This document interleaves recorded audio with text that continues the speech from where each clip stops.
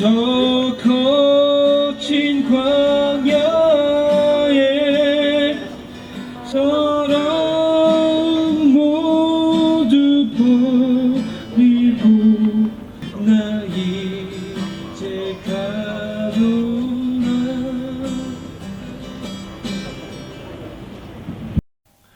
안녕하십니까. 팩트체크의 아나운서 이상철입니다. 최근 우리 단국대학교가 굉장히 떠들썩했습니다. 캠퍼스 곳곳에서 피켓과 현수막이 보이기도 했고요. 네, 물론 지금도 그렇습니다. 그리고 며칠 전 17일 저녁 화요일 분수대 앞에서는 학생들의 촛불 집회가 진행되기도 했습니다. 무엇을 향한 목소리였을까요? 네, 바로 신영철 전 대법관의 석좌 교수 임용을 반대하고 교수 임용 과정에 학생들의 참여를 확보하기 위한 노력이었습니다. 도대체 학생들은 왜 그토록 반대를 하는지, 신영철이라는 사람은 대체 어떤 인물이길래 그러는지, 이외에도 여러분들이 이번 사건에 대해 궁금해할 만한 것들을 팩트체크 해보았습니다.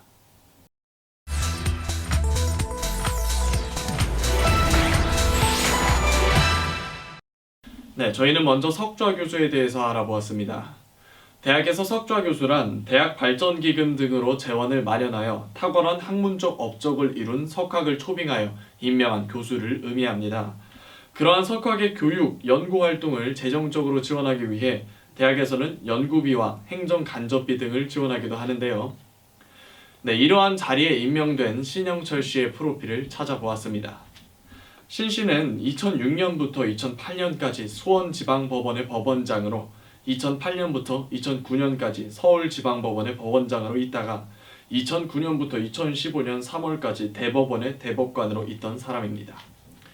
자, 이러한 역할을 수행했던 사람을 왜 단국대학교 학생들은 반대를 하는 것인지 알기 위해 우리는 석좌 교수 임용 반대 대책위원 위원장을 비롯해 단국대학교 학생들의 의견을 들어보았습니다. 네, 보다 자세한 내용을 여러분들께 알려드리기 위해 신영철 석좌 교수 반대위원회의 위원장이신 문규리 씨를 모셔봤습니다.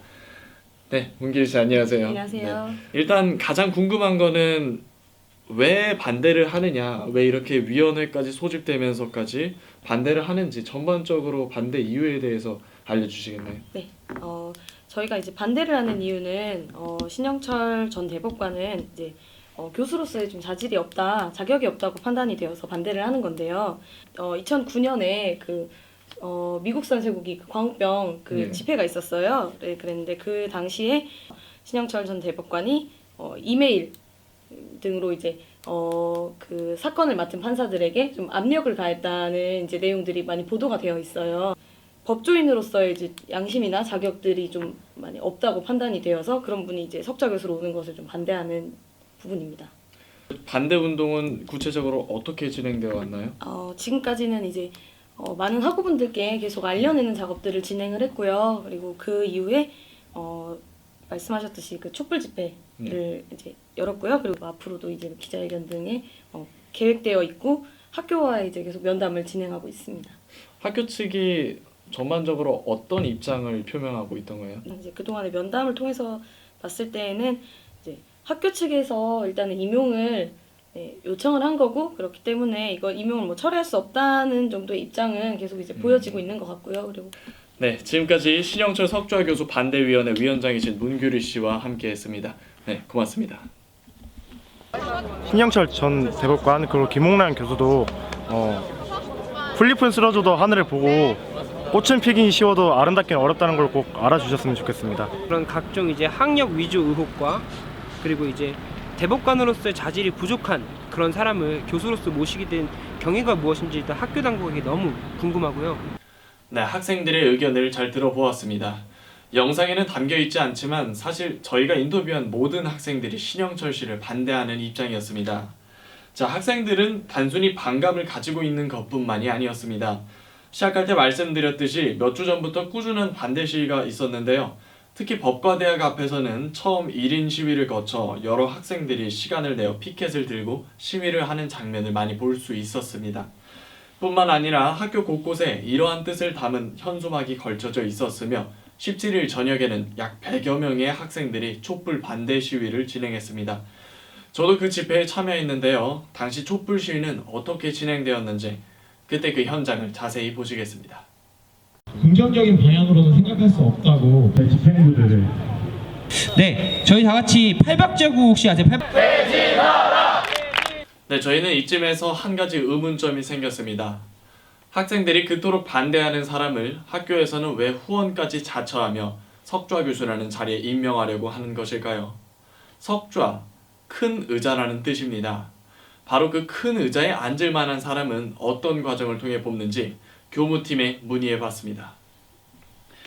네, 저희 임수빈 기자가 교수 임용 절차와 신씨가 석좌 교수가 된 이유, 기준에 대해 전반적으로 알고 싶다고 인터뷰 요청을 했는데요.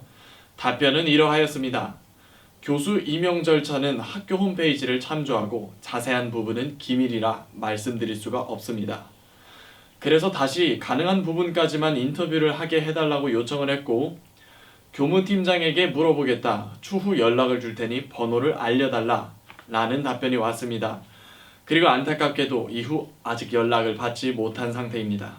네, 사실 미심쩍은 부분은 학생들 외에도 여러 매체들을 통해 볼 수 있듯이 다른 교수 등 많은 사람들의 비판 속에서도 신영철 씨가 과연 특임 교수가 될 만한 사람이었는가입니다. 학교 측에서는 그가 자격이 타당했다 혹은 결격 사유가 없는 사람이다 라는 팩트에 대해서는 아무 말도 해주지 않고 있습니다. 저희는 또 한 가지, 바로 이번 사건의 당사자인 신영철 교수와 연락을 시도해봤는데요.